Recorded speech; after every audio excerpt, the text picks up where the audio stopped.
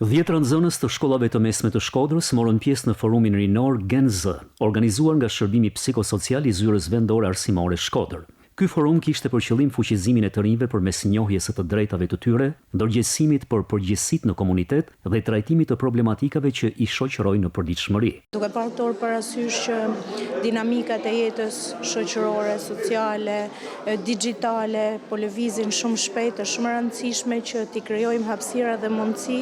gjimnazistëve, të rinjve tanë për t'u shprehur, për të diskutuar, për të hedhur në tryezë diskutimi problematika që ato përballen, qoftë në jetën e tyre të përditshme, në komunikimin e përditshëm me shokët, me miqt, por edhe në komunikimin e përditshëm digjital. Ky aktivitet i sotëm në fakt nuk është thjesht një aktivitet i radhës, por është një mundësi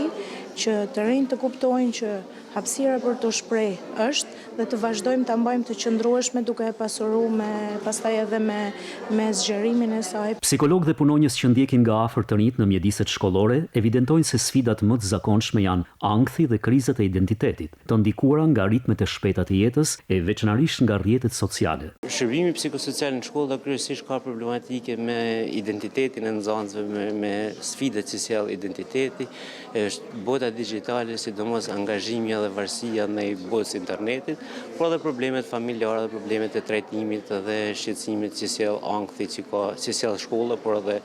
një farë